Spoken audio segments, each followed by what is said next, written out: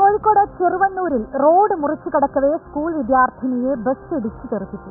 കൊളത്തറ സ്വദേശിയായ ഫാത്തിമ റിനയെയാണ് സീബ്ര ലൈനിൽ വെച്ച് അമിത വേഗതയിലെത്തിയ ബസ് ഇടിച്ചു തെറിപ്പിച്ചത്. പെൺകുട്ടി അത്ഭുതകരമായി രക്ഷപ്പെട്ടു. കഴിഞ്ഞ വെള്ളിയാഴ്ച നടന്ന അപകടത്തിന്റെ ദൃശ്യങ്ങളാണ് പുറത്തുവന്നത്.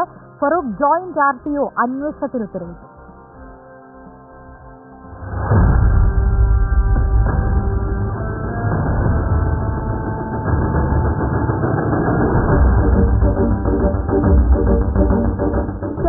ഗവൺമെന്റ് ഹയർ സെക്കൻഡറി സ്കൂളിന്റെ മുൻപിലാണ് നമ്മളിപ്പോൾ ഉള്ളത്. ഇവിടെയുള്ള ഈ സീബ്ര ലൈനിൽ വെച്ചാണ് കഴിഞ്ഞ വെള്ളിയാഴ്ച ഫാത്തിമ റീന എന്ന് പറയുന്ന വിദ്യാർത്ഥി സീബ്ര ലൈൻ മുറിച്ചു കടക്കവേ ബസ് ഇടിച്ച് അത്ഭുതകരമായി രക്ഷപ്പെടുന്ന ഒരു സാഹചര്യം ഉണ്ടായത്. അതായത് കോഴിക്കോട് നിന്ന് മഞ്ചേരിയിലേക്ക് പോവുകയായിരുന്ന പാസ് എന്ന് പറയുന്ന ബസ്സാണ് ഇടിച്ചത്.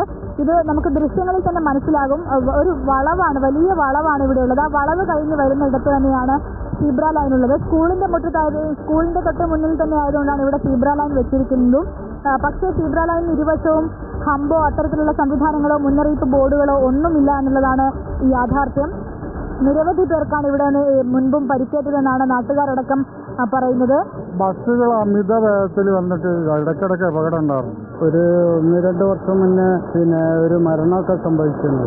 ബൈക്ക് ഇടിച്ചിട്ട് ഒരു മരണമൊക്കെ സംഭവിച്ചു. സ്കൂളുണ്ടാകുമ്പോൾ സ്കൂൾ കുട്ടികളെ ഒന്നായിട്ട് തന്നെ വരുമ്പോഴേ ബസ് ഇടിച്ച് കയറി വരിക. കുട്ടികളൊക്കെ നിന്നെങ്കിൽ നിന്ന്, അല്ലെങ്കിൽ കുട്ടികളൊക്കെ തട്ടിട്ട് പോകും.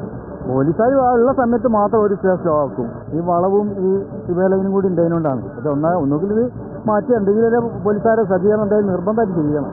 ഇവിടെ മുൻപ് പോലീസുകാരൊക്കെ ഉണ്ടായിരുന്നെങ്കിലും ഇപ്പോൾ പോലീസുകാരൊന്നും ഇല്ല എന്ന യാഥാർത്ഥ്യവുമുണ്ട്. കൂടാതെ ഒരു ഗവൺമെന്റ് ഹയർ സെക്കൻഡറി സ്കൂളാണ്. നിരവധിയായ വിദ്യാർത്ഥികൾ വരികയും പോവുകയും ചെയ്യുന്ന സ്ഥലമാണ്.